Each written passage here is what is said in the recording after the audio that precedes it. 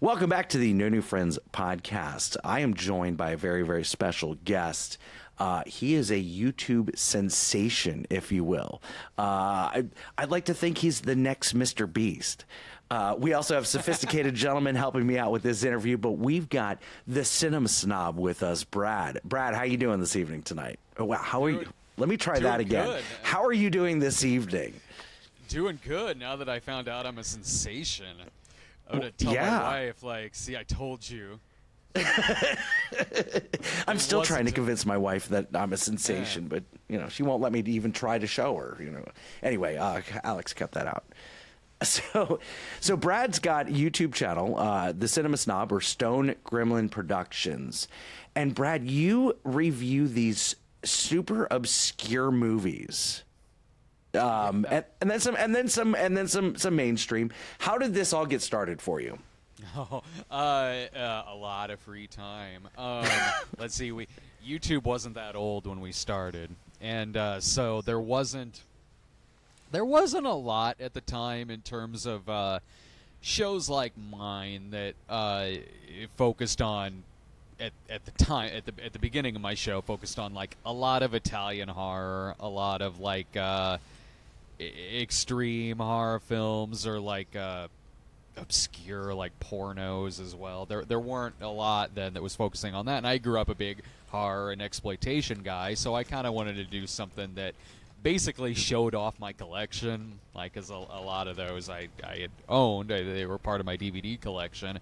And yeah, you know, I worked a lot of odd jobs at the time. I directed a few movies, but I was like, well, I'll give a show, like a YouTube show, a shot. And so I did an episode on Burial Ground, Nights of Terror, and Porno Holocaust, and I really liked doing it. Like, the character kind of came about because he was a satire of like very highbrow critics, like whenever they have to review like a Z grade movie or an exploitation flick, like. So it was kind of written with a lot of like very dry, like sarcasm, like very tongue in cheek, and you know, it after a while it took off, and no, I never thought it would turn into like my career, which it has, because at the time we weren't getting paid. There was no like monetization on YouTube, and no, it turned into that. You know, we stuck with it and just really liked doing it, and still do. Yeah, you've got over 184,000 subscribers on YouTube. Yeah. So are you doing this full time? Yeah. I've been doing it full time for a while. Wow, that's for a long time. Yeah, that's the dream of us content creators is to do this kind of full time. When did you kind of know that, okay, you've done it, you've found something that works, and this is the video that kind of took off? I can't remember what the first video was that really took. Like, in the first year or so of doing it, there would be like a couple of videos that somehow kind of got like a lot of views. Like, I think there were a couple of women in prison films that did. Like, I think just because they had sort of like pretty saucy thumbnails. Like, I think that was probably why. But no, when I first started, I started the show in like 2007, I believe. So I've been doing I've been doing it about 16 years, and it was 2 years in that I was able to start doing it full time. That was when we started getting monetized, and the one that I think really took off in terms of like revenue was probably E.T. the Porno.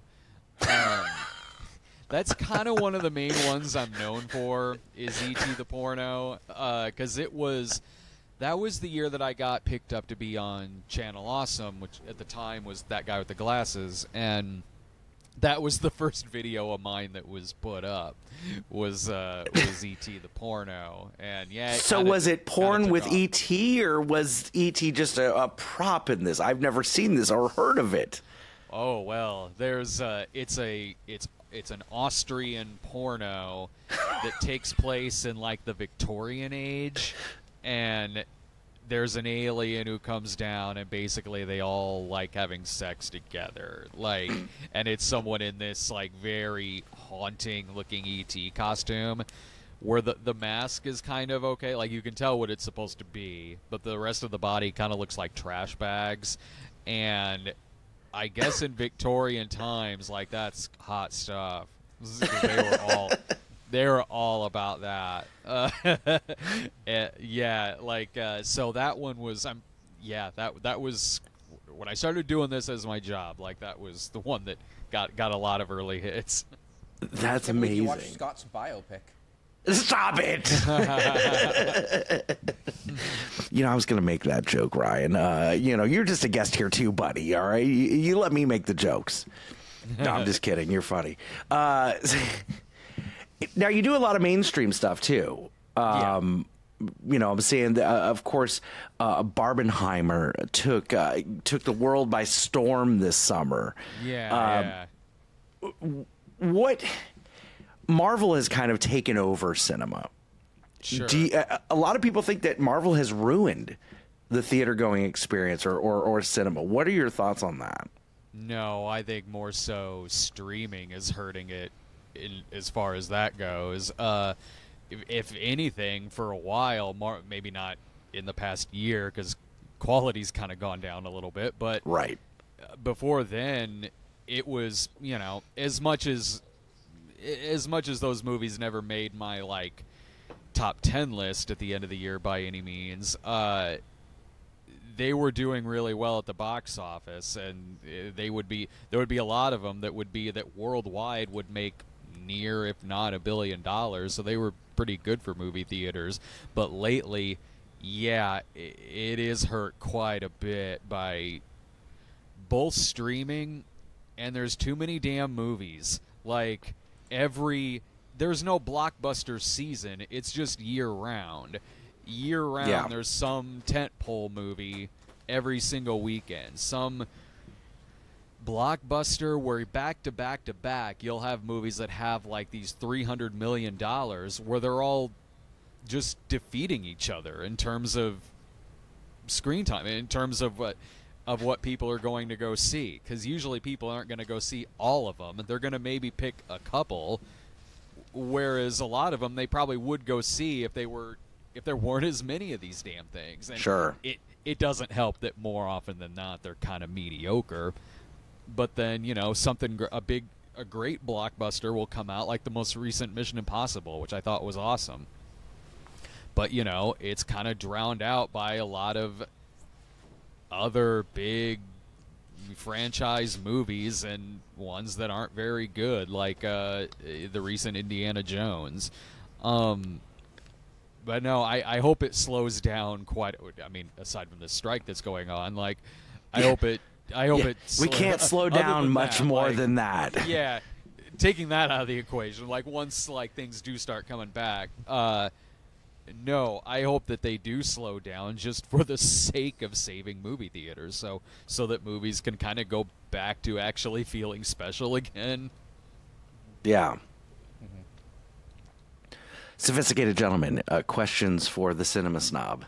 Yeah, so I was actually just going to ask. So you were talking about how a lot of these movies, especially these blockbusters, you know, feel like a lot of them are designed to make money. On the other hand, of course, there's a lot of movies, even going back to 1996, The English Patient, designed as award bait, essentially. What would you say is your opinion on awards shows? Because I know that, especially in the film community, those can be a bit controversial among movie fans. I grew up with the Oscars, so I still watch them every year because there is that sentimentality that I have towards it. Like, anymore, it kind of turned into, like, it's just an excuse for my friends and I to get together and order some food and make some jokes and, you know, have some Chinese food, make our predictions and stuff like that. Like, yeah, certainly, like, I don't know how much weight they have necessarily anymore. I mean, sure, there's clout and all that, and it's nice winning an Oscar. Like, I wouldn't say no to winning an Oscar. Hell, like, you know, so there is that. They aren't meaningless. Like, you can still, like, kind of sell yourself if you are an Oscar winner. Not every single time, but it doesn't hurt. Once it kind of reached the point where, speaking of there being so many movies and so many options, once it got to a point to where there's a lot of things nominated that just simply not a lot of people have seen. That's not a knock against the movie. That's not me saying the movie's bad or anything like that, but it doesn't help ratings for an already struggling concept, which is the awards show. I don't know, but we still watch the Oscars every year, even if I maybe don't necessarily see everything that gets nominated. Yeah, that's a great point, because I've stopped watching it, not because I'm boycotting it or it hasn't been a huge priority for me. I think the last movie that won Best Picture, or that was even nominated for Best Picture, that I saw prior to the awards was Crash, back in like the mid 2000s. That was a while ago. 2005 or 4, something in that realm. Yeah, something like that. But since you're right, there's a lot of these movies that just nobody's seen. So you do a lot of mainstream, but your bread and butter seems to be these obscure things that I've never heard of. What made you kind of land on that? It's what I grew up watching. Well, I grew up watching everything. I grew up watching everything from obscure Italian zombie movies to, before we started recording, we were talking about James Bond. So, James Bond, Indiana Jones, all that. I just grew up being a big movie guy. And, my parents didn't really care what I watched, so at a pretty young age, I was also watching a lot of horror movies. So horror is probably my favorite. But like I said, when I started the show, I was a big collector of exploitation flicks, especially because this was in the era of DVD when a lot of things were getting released on DVD uncut that hadn't been available in the United States before, or at least uncut, or at least easy enough to where you could get it from going to a Best Buy.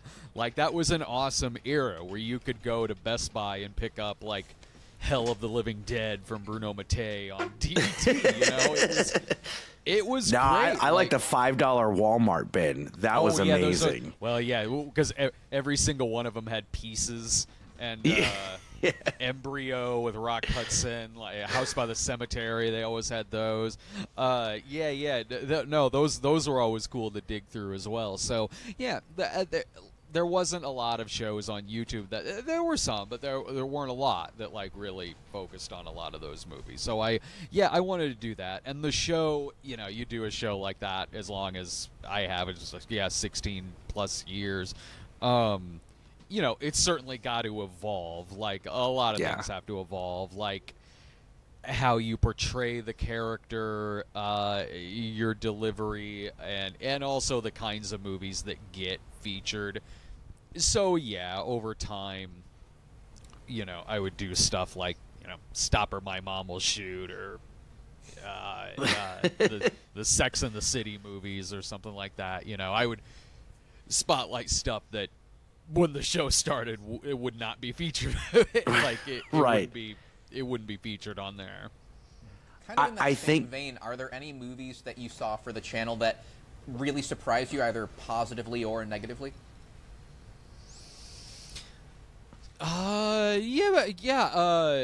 Let's see, off the top of my head. Well, when I first started the show, it was all movies that came from my collection, so it was all kind of stuff that I was already pretty familiar with. I think the worst one that I ever saw was the one that made me the angriest was Nuki, because it's this obnoxious like E.T. knockoff that had like 6 editors on it, and it was a mess. Like, that's putting it lightly. There's a porno parody called Bat Pussy that is like the worst movie ever made. They're drunk in it. They're like beer drunk, and like the guy can't even get it up, and you can hear crew members like belching behind the camera. Oh my god! There's a whole like mystery behind this movie. Yeah, so that one was a shock to see if you're just going into something thinking like, okay, I need to pick a Batman parody this week. Here's something called Bat Pussy. I'll pick that. And then you watch it, and it's these two white trash, wildly unattractive, like trying to have sex, but the guy can't. And then Bat Pussy falls off the bed at one point. I'm like, I'm watching just a train wreck. Like SG, this sounds like my biopic. Just putting that out there. It's outstanding. It's worth seeing. But yeah, you know, there's plenty of stuff that I've on there that I've loved. I'm hard because typically it's a lot of stuff that I'm already familiar with. So I'm trying to think of something that I did for the Snob that I thought was going to be bad, but I loved. Okay, I can think of.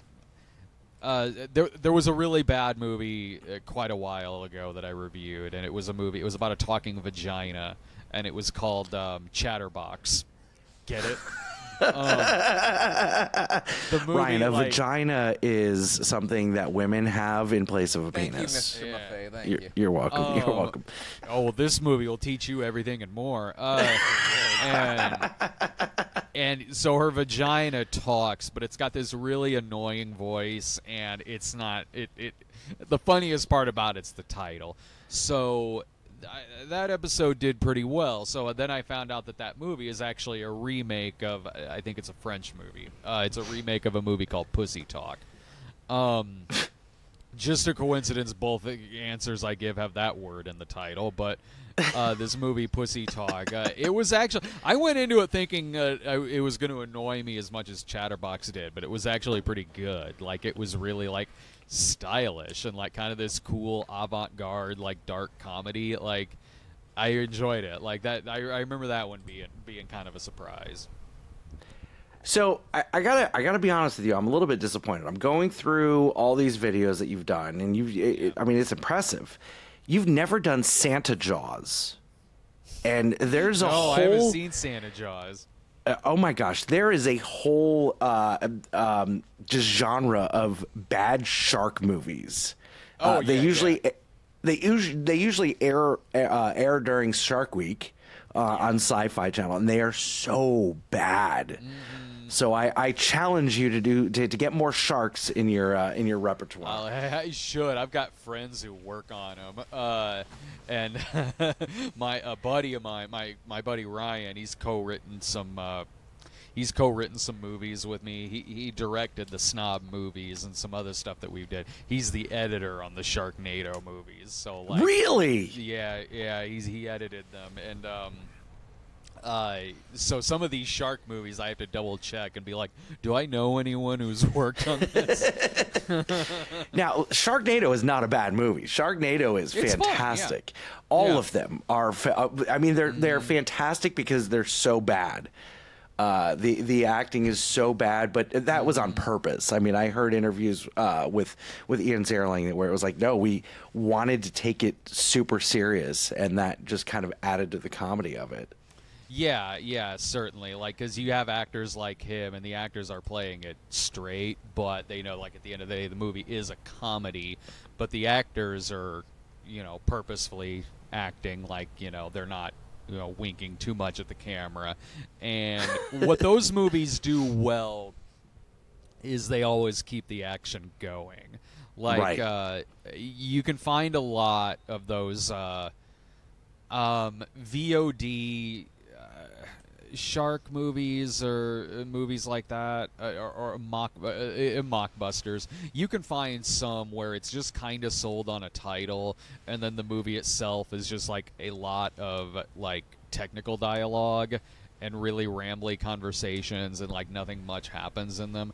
Whereas the Sharknado movies, like, no, their priority is, whether you like them or not, their priority is to always like keep the action going. Yeah. And to try to top themselves on each one.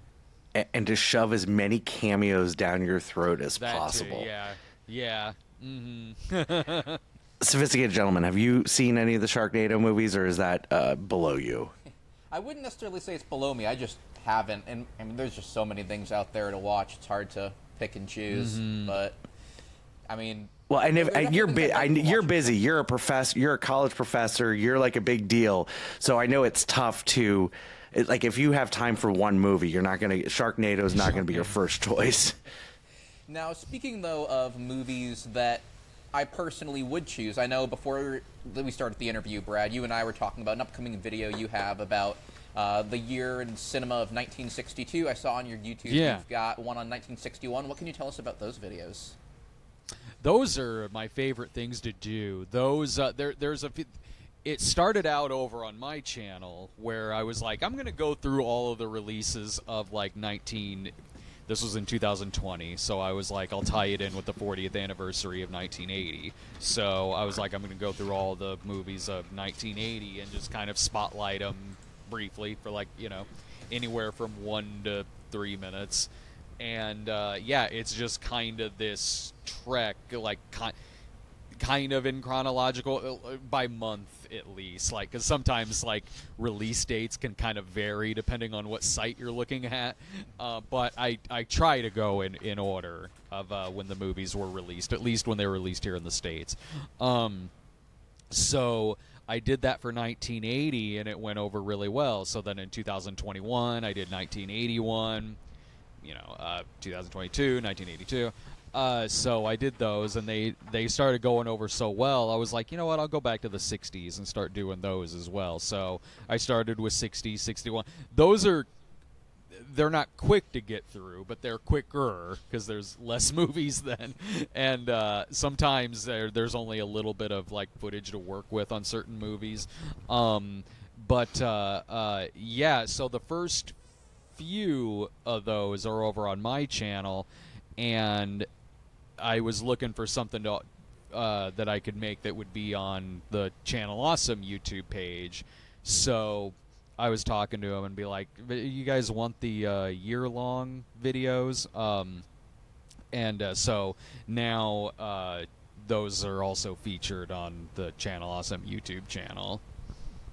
That's like my series on that. I had one series on there for a bit, but me and the other dude didn't have time to make anymore. So I was like, well, this is already a project I'm working on. Like, I'd asked them if they wanted it, and they were like, yeah, totally. What's in your opinion, what's the best year of films? 1989 was a good year. 1994 was a good year. I don't know how much.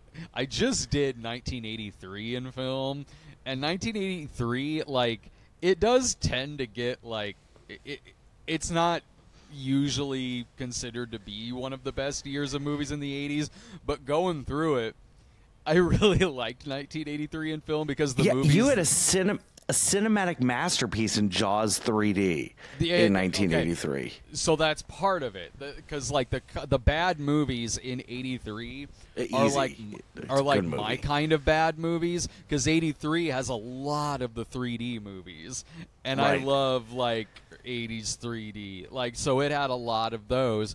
It had all of like the silly, or not all of, but it had a lot of the like silly, like, post-Porky's shenanigans comedies, like, that my friends and I used to rent and watch all the time. It was a bad year for sequels. 1983 was. There was like Staying Alive, which I like.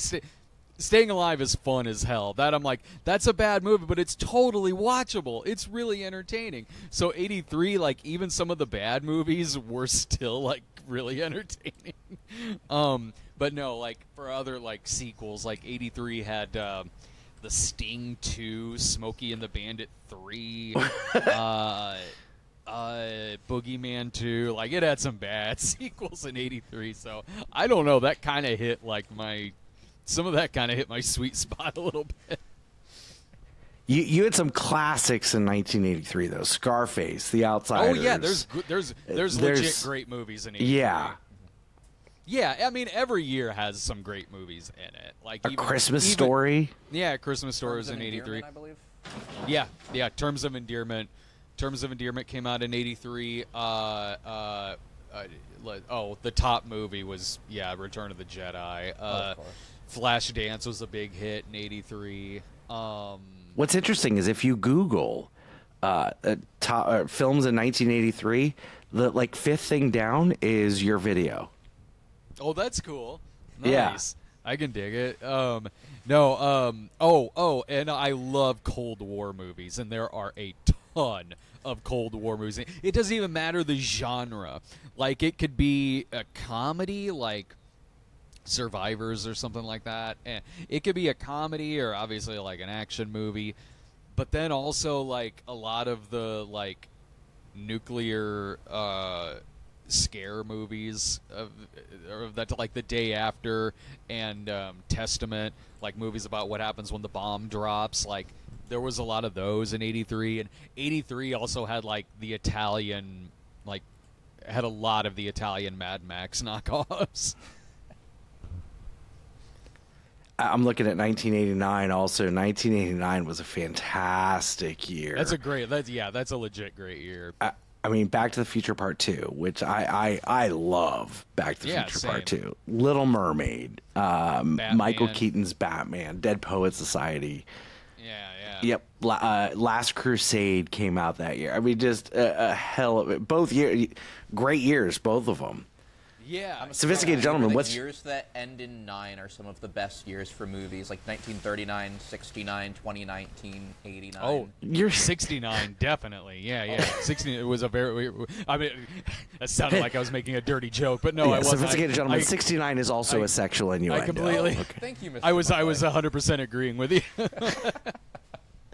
Yeah, SG. What's your favorite year in cinema? Oh, I always have to go back to 1939. Just Wizard of Oz, Mr. Smith Goes to Washington. Gone with the Wind is controversial, but a gorgeous movie nonetheless. Oh, yeah. Babes in Arms, I believe, was 39, so there's just so many there. But as I mentioned, I just think there's years ending in 9 tend to be lucky years for films, in my opinion. And Wizard of Oz, that Judy Garland sure did it for me back then, when I was a kid, and she was... Now, I feel like a lot of films these days, especially if you're looking at some of the more recent films years, like 2019, many of those films have helped to make directors household names. Like, for example, I believe Taika Waititi with Jojo Rabbit. That was a big film for him. Would you say that you have any directors that you feel are very underrated or very overrated, Brad? Overrated, no. Underrated, crap. I'm sure. I'm just bad at thinking off the top of my head. That's fair. I'm so sorry. Gosh, who is someone that I don't know off the top of my head. Someone I think is underrated, like, because now it's like, well, with the internet and everything, like, anyone that I can think of who is someone I go see seems to have a pretty good base thanks to social media. Yeah, social media has really changed things a lot, because even if you're a bad director or a bad actor or whatever, you can find something to gain that cult following for. Mm-hmm. Yeah, I usually don't really say too much. Like, as far as overrated goes, it's kind of like with movies too. Like, yeah, there's classics that maybe I don't like as much as some other people do, but clearly they resonate with a lot of people. So it's like, well, I'm not gonna say like, well, that shouldn't be popular just because I don't like it. So I guess that's kind of how I am with directors too. There are directors who there's a couple, who maybe I'm not the biggest fans of, but a lot of it, I'm the minority on there, so I'm like, well, I don't want to take away anyone else's enjoyment. Oh crap! There was a question I was going to ask you. I just forgot it. Ryan, you got anything? I got to try to remember what I was going to say. My buddy Dustin Mills is a horror director. He's someone that people should check out more. I voiced a puppet in one of his movies. Like, that was pretty cool. Oh, But, that's cool. Oh, wow. Yeah, Puppet Monster Massacre is what it's called. I don't think it's out yet. It's like a remake of a previous movie that he did. But he's a big workhorse and like hits all the conventions and stuff like that. Has a lot of DVDs out. The people who made Terrifier, they're very good. Terrifier 2 was a big hit last year, so yeah, I was glad to see that was a big hit for him because I like the first one a lot, and I really, really dug the hell out of the second one too. So it'll be cool seeing what they do next. Oh, Okay. I just recently got into horror movies, so I'm always excited to kind of check out what's new and exciting. So I'll definitely have to check out those films. Yeah, check out Terrifier. Yeah, the Terrifier movies. Okay, so you've got a lot of horror films and all that, but then you did Kirk Cameron's Saving Christmas. Yeah, That seems like yeah. that's kind of an obscure one for you. It's pretty. There's a whole like section of religious episodes that I have. That was. It turned into a big genre of episode for me. Was to do the religious movies. So Kirk Cameron's Saving Christmas. It might have been the first one on the Snob that I did like that. Before then, there was another show I did that spotlighted a lot of like religious scare movies. Mm-hmm. But then I kind of morphed that into the Snob and did them on there. But yeah, a lot of the most popular episodes I have are stuff like God's Not Dead, Old Fashioned, Left Behind. I've done a few of those. Oh, really? Passion of the Christ. I have an episode on that. So yeah, Kirk Cameron's Saving Christmas. That was one of the best experiences I've ever had seeing a movie in the theater. We saw that in the theater. It was so. I mean, not that we thought it was going to be good, but it was not what we were expecting. Like we were expecting, oh, this is just going to be like a War on Christmas movie or whatever, and it's not.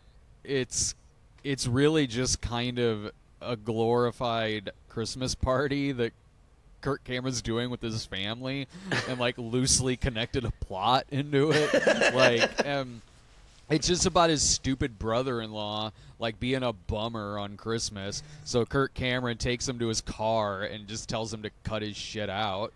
And it's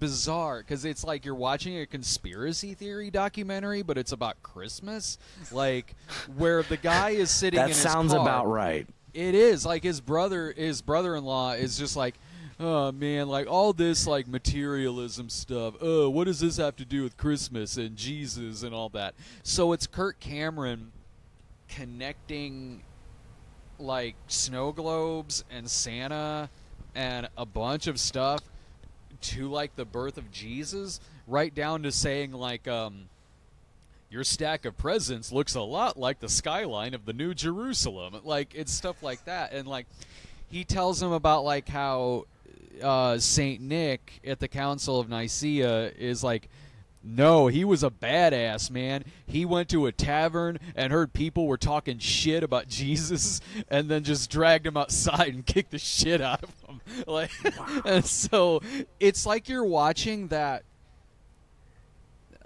The only thing I can compare it to is like there's that documentary about The Shining called Room 237 where they're like kind of connecting a lot of different things in The Shining to other things. It's not exactly like that, but it is kind of this madness that you're watching on screen. And it was, we loved seeing that on the big screen.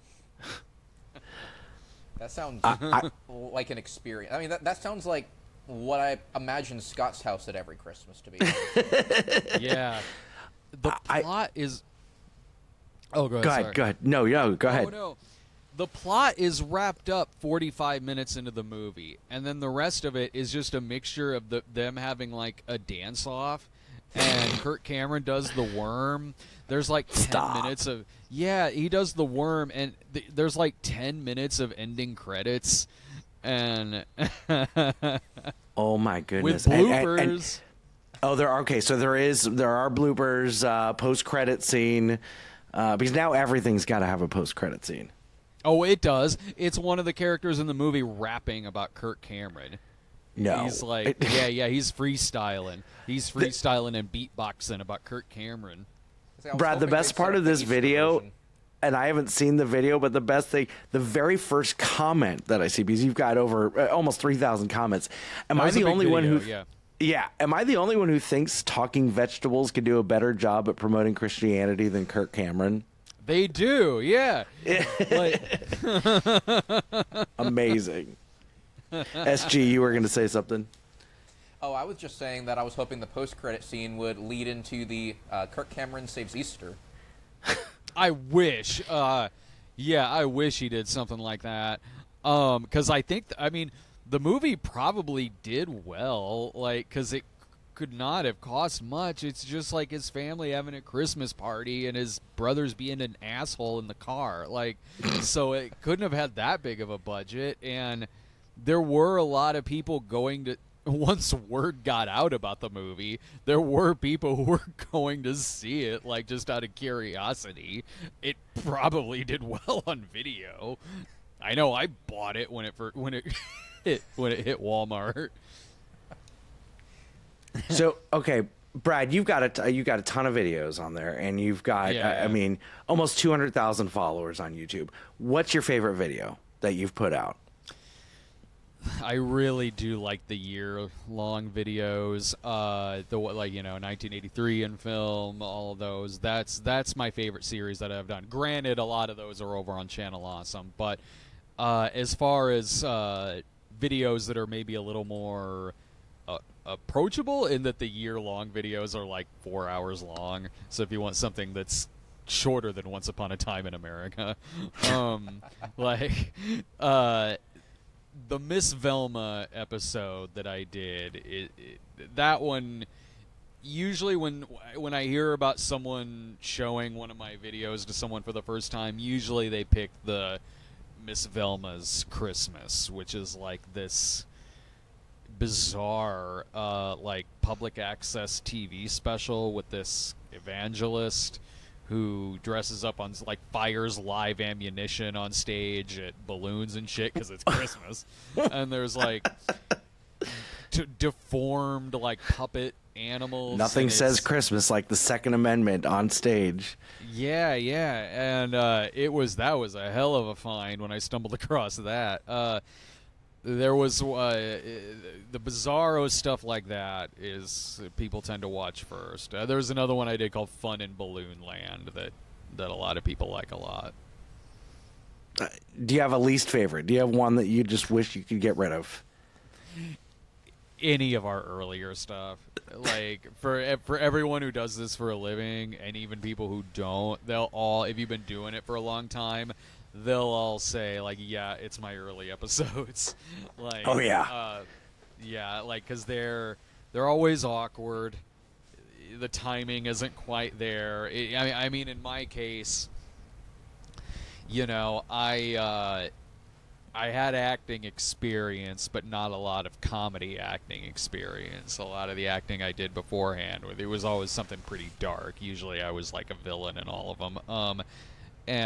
So in playing the Snob, I kind of had to, those early episodes, I'm really kind of finding my comedy voice and timing and all of that. So there's that, and also the fact that you're kind of learning as you go as far as editing episodes like that, as far as getting the timing down of all of them. And even on YouTube there at the beginning, videos couldn't be over 10 minutes, so episodes were they were shorter. They were written very non-linear. So any of those old ones, I'm I wouldn't be able to go back and look at those. How the hell did this ever take off? Right. Fair enough. Yeah, my first 20 episodes, I had to put a disclaimer in front of. Heck, Scott, you're still working on comedy timing, so. Stop it. I'm comedy gold, God damn it. We're the number 3 podcast in Orlando, according to Orlando Weekly. Nice. Now, Brad, I have a bit of an esoteric question for you. So it might be a little bit of a tricky one. Just very generally, whenever I chat with folks who just really love movies, which it's very clear that something that you're very passionate about. So, what would you say that movies mean to you? Oh, like, I mean, they're his paycheck, Ryan. So exactly. they mean a lot. Mm-hmm. No, I mean they've always been like, you know, what kind of made me into who I was all throughout my youth, teen years, and certainly into adulthood, where it turned into my career. It was always a passion there between, one, the experience of going out and seeing it and talking about it immediately afterwards, and then, you know, you have your friends group to where you're also talking passionately about it, whether it's something you love or hate, because sometimes you'll have more to say about something you don't like than something that you think is, like, pretty good. So really, it was always kind of about sharing that love with other people, whether it's something legitimately really good or some batshit crazy stuff like Kirk Cameron Saving Christmas. Because believe me, I'm like, yeah, I want to spread that one out there as much as I do what I would call the best film of the year. Well, speaking of batshit, I can't wait till batshit comes out, because you're going to have to check out that one. Our good friend Todd Wolfson. We're just waiting to finish that one. Oh, hell yeah. I'm sold on the title. The trailer is right up your alley. And also learning how movies work, too. Like, because, you know, if you grow up and that's been your passion for as long as you remember, you definitely, you know, you try kind of making one of your own, like I have. I've made a handful of movies, and it was all stuff that, like, you know, I didn't know if they'd go over well or not. I was just like, I kind of want to make something here that I would really, really enjoy, and I hope other people do. Like, I'd be, you know, I made a 80s cop movie in 2007 called Midnight Heat, and I was like, well, you know, there hasn't been a good 80s sleazy cop movie in a while. I'll make one of my own. And yeah, I shot that on the cheap. Last question that I have: what advice do you have to us content creators or aspiring YouTube channel hosts or whatever? What because you've kind of you're doing this, you're making a living doing it. What advice do you have for us? I mean, certainly do it because you love it, because that's your passion, and that you would keep doing it and keep sticking with it regardless of, you know, certainly you want views and subscribers, but do it because, like, keep doing it even if it maybe takes it a while to catch on, or to maybe get a lot of subscribers, or just, you know, just go a long time doing it regardless of that, just because, you know, you really like shooting the shit and talking about movies. But also, you know, it's always great to have a very, very big archive. You can make a pretty good living off it. People do kind of think that in order to make a living off of it, you got to have like 1 million subscribers on YouTube, and you don't. You don't. I don't have. I don't have anywhere close to 1 million subscribers on YouTube, but, you know, I've been able to do this as my living for a long time, because if you keep doing it, you build up a very big archive, and YouTube likes archives. Right. So, like, you know, you can go back and kind of look at a video that's a few years old, and it's accumulated quite a bit of views. So if you're consistent at it, and you really like what you do, and you're working to put out like a very, very cool product, you know, not just something just kind of cheap and cynical or anything like that. If you're working on like a product that, again, you have a lot of knowledge of, and you really dig doing it, and you got a good archive going, you can make a decent decent life off of it. Awesome. Where can our listeners find you? You can find me at YouTube at Stoned Gremlin Productions, or just type in the Cinema Snob, and I'll be like the first thing that comes up. I'm also on Twitter at the Cinema Snob. It's not the most exciting Twitter account in the world. I do update it, but it's all like links. It's just like, check me out here. So if you use Twitter for that, like where you want like kind of links and updates, like yeah, it works for that. Awesome. Well, Brad, thank you so much for joining us tonight. This was awesome. I know thanks for Sophisticated Gentleman, and you could probably go on for 3 hours if I let you, For sure. talking about obscure and old movies. So awesome. Make sure y'all check out Brad, the Cinema Snob, on YouTube. You're listening to the No New Friends podcast. We'll be right back. Subscribe!